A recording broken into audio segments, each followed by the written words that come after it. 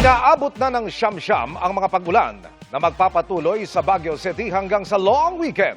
Saturated o halos hindi na makasipsip ng tubig ang lupa sa Cordillera, kaya may pinangangambahan ang mga otoridad. Alamin natin yan sa pagtutok ni Sandy Salvacio ng GMA Regional TV, live mula sa Baguio City. Sandy! Emil, patuloy na nararanasan ang light to moderate rainfall dito sa probinsya ng Benguet, kabilang na ang Baguio City. Gayunman, may posibilidad pa rin ng malakas na buhos na ulan na dulot nitong localized thunderstorms. Long weekend pa naman simula Biyernes. Pagkakataon sanang mamasyal lalo sa mga tourist destination tulad ng Baguio.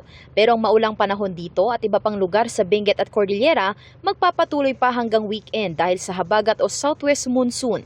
Pakonsuelo na lang na mas mahina na ang pag-ulan ngayon kumpara noong mga nakaraang linggo. Itong linggong ito medyo mahina dahil tropical depression si Neneng at medyo malayo. Ibig sabihin hindi siya masyadong malakas. Hindi niya napapalakas masyado itong southwest monsoon natin. Kabilang sa pinangangambahan pa rin ang mga pagguho, lalo't saturated o marami ng nasipsip na tubig ang lupa sa mga kabundukan ng Cordillera. Katunayan, 90% ng land area sa rehiyon ay may tsansang pagguho, ngayong halos walang tigil ang pag-uulan. Mahigit 600 barangay ang nasa flood at landslide-prone area sa Cordillera ayon sa Mines and Geosciences Bureau.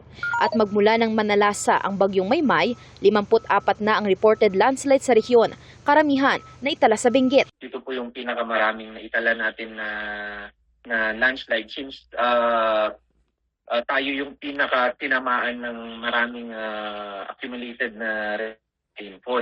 Mahigpit ding binabantayan ng MGB ang mga secondary hazards kabilang ang mga pagguho ng lupa kung saan nasasarahan ang daloy ng mga ilog. Emil, nakataas na sa red alert status ang Emergency Operations Center ng MGB sa ilalim ng DENR para sa mas mahigpit na monitoring sa landslide at flooding incidents dito sa buong Cordillera Region. Samantala, nagpapatuloy naman ang koordinasyon sa disaster response ng Office of the Civil Defense Cordillera sa tanggapan ng lahat ng mga ahensya sa posibleng epekto naman nitong bagyong Neneng. Emil. Maraming salamat, Sandy Salvacio ng GMA Regional TV.